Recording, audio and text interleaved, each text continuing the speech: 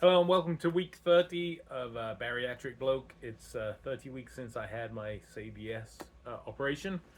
Um, Today's update is there isn't really one. My weight today is actually the same as it was a week ago, which is 278 pounds. So I'm going to be phoning up asking for my money back. No, I'm really not too concerned. I haven't been eating badly or anything like that. I've been sticking to the same diet. I have actually increased my exercise. Um, so it's obviously all muscle versus fat. So, yeah, I mean, I feel fine. Everything's good, and so on. So I did get one question this week, which is, are there any foods like rough roughage type vegetables, things like that, or any other foods that I can't or not supposed to eat now that maybe aren't great? Now that I'm through all the stages of the process, I can, in theory, eat anything. Um, just have to chew it a lot, and obviously you can't eat much of it. But there are certain foods I will avoid. Mushrooms, nothing to the bariatric surgery, just because mushrooms are disgusting.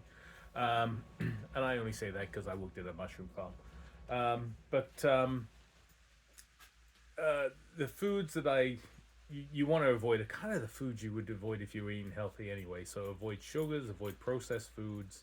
Um, uh, they say to avoid carbonated drinks, and some people say to avoid spicy food, which I haven't actually drank any carbonated drinks since, but spicy food I've eaten.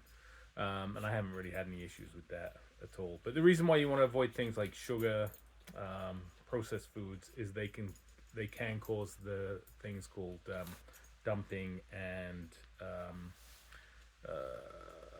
foaming, which is one's coming out your mouth, one's coming out your butt. Unfortunately, I've not experienced either of those at all, which is great because they don't sound particularly pleasant when you get them. In fact, dumping I was probably experiencing more before I even had this operation.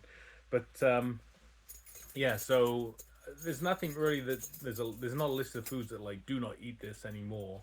But I think there are foods if you eat them they can have consequences for you. So what I am actually hoping to do in a couple of weeks is to get both my dietitian and hopefully he'll agree, my surgeon, to do a kind of Q&A session. So do submit questions because I will ask them those questions when we do that. Um, and it will be kind of still a recorded session like this, but it'll be good to get some more Q&A for them. So that's it. That's the status for week 30. It's hard to believe it's been 30 weeks already. Still all going fine, going great. No concerns. All good. Thank you. Let's speak to you next week.